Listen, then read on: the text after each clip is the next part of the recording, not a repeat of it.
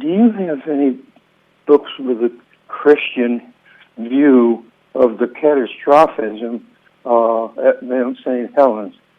And the salesman said, I'm sorry, sir, but we only sell books by scientists.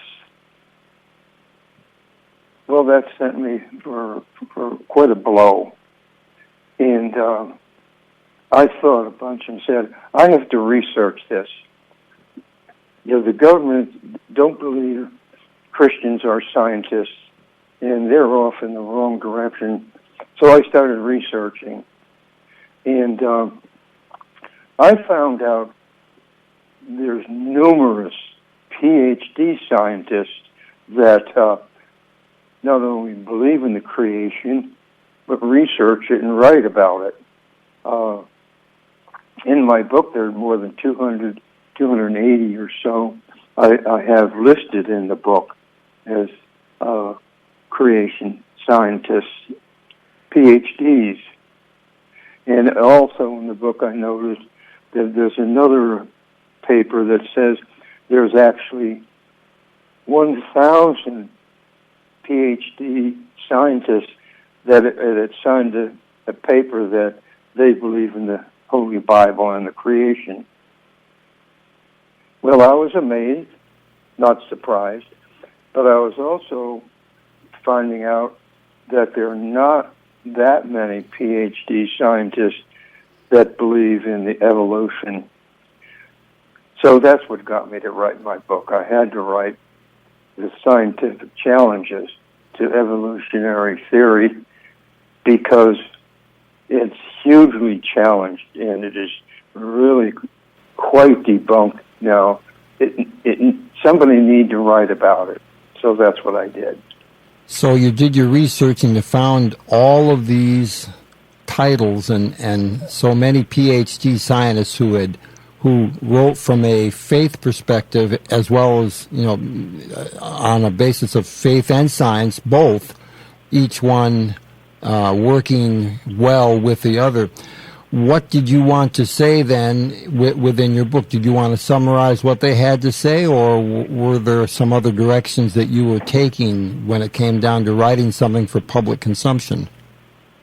Well, the important part of the book probably was the scientific part, in which we were saying that all parts of the sciences, both earth science, about the universe,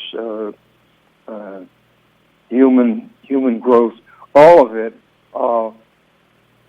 backs up the idea that we have not been here for millions or billions of years. And there's other parts of the book, but there's so much new in the decades and decades since Charles Darwin wrote The Origin of Species. He tried to say man came from apes, and the devil picked up on that big time. Mm-hmm. And actually, Charles Darwin said it caught like wildfire, and it surprised him. But now we know so much more now than Charles Darwin did. Science has discovered so many things that now the scientists can actually prove the faults in the evolutionary theory. And I'll get into that in a minute. But I will say, we all know the Bible is true, every bit of it. And I believe in the words of the Bible, in the six-day creation, and I think other people should believe that too, so that they would believe in their God. The Bible is confirmed by the conservative in the Bible. Science is confirmed. Way back in the Old Testament, they said the earth is a sphere. In Isaiah chapter 40, verse 22, said the Earth is a sphere. But way back in Darwin's time, they thought the Earth was a disk. And also, way back when they didn't know what we know now, they didn't have real good telescopes, they thought there were only 1,100 stars. Well, Jeremiah chapter 33, verse 22, he told us there's an incountable number of stars. And there's so many of items in the Holy Bible that say what now we have come to find is true. So we're just a little smarter now than we were before.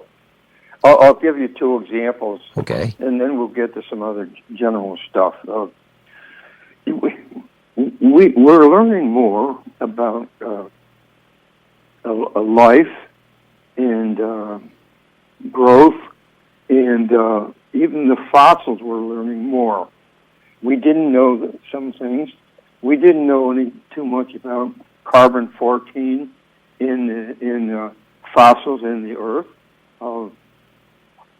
The evolutionists sort of tried to say that there's transition forms in the fossil record, which I'm referring to now. They were trying to say that a fish could transition into a bird. Well, first, we've never found that. But also, scientists have found that carbon-14 is existing in every dead thing fossilized in the Earth. And carbon-14 goes into nitrogen little by little. It has a half-life of 5,300 years. It's half of it's gone. In another 5,300 years, another half's gone.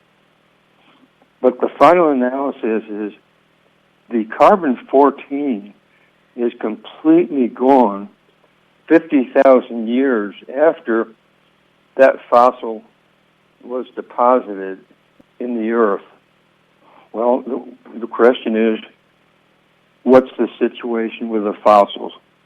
Well, every fossil found in the Earth, up top or way, way low down, every fossil has carbon-14 in it, C14 in it. My guest on today and tomorrow's WIHS Journal, Jay Schabacker, who has taken his personal interest in the relationship between faith and science to a new level. For further information, call us at 860-346-1049.